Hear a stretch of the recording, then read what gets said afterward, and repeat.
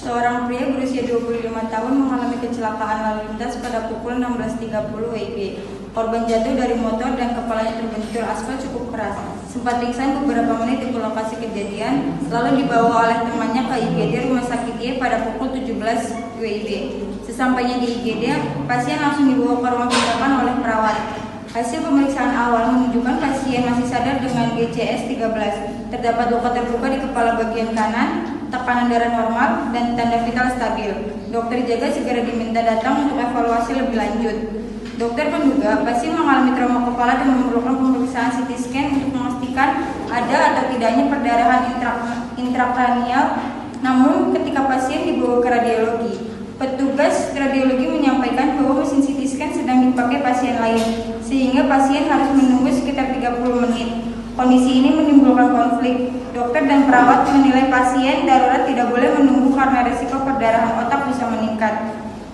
Sementara petugas radiologi tetap berpegang pada aturan antrian.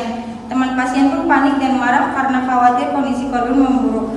Akhirnya dokter menghubungi manajemen rumah sakit untuk meminta keputusan. Manajemen memutuskan bahwa pasien trauma kepala harus diprioritaskan, sehingga pemeriksaan CT scan segera dilakukan. Hasil CT scan menunjukkan adanya perdarahan kecil di otak yang masih bisa ditangani tanpa operasi, dan pasien kemudian dirawat di ruang intensif untuk observasi ketat.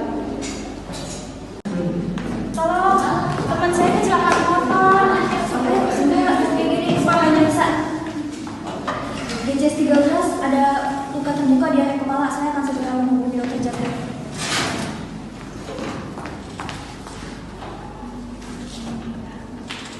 Dokter, ada pasien di IGD, dia terluka di kepala, tekanan darah normal.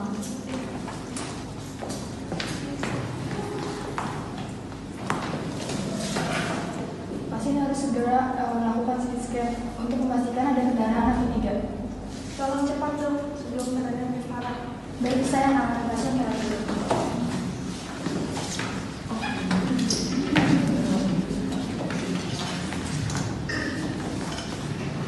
Maaf, mesin CT scan baru bisa digunakan setelah 30 menit karena sedang dipakai pasien lain. Pasien trauma kepala tidak boleh menunggu terlalu lama. Risiko perdarahan di otak bisa fatal.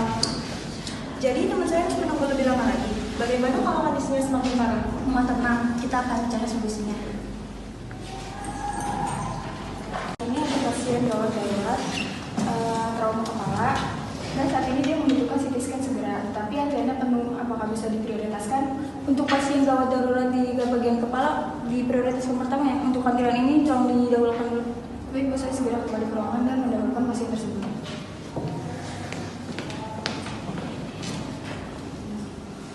Pasien ini gawat darurat, harap diprioritaskan dan diperiksa segera. Ini dong, saya segera periksa.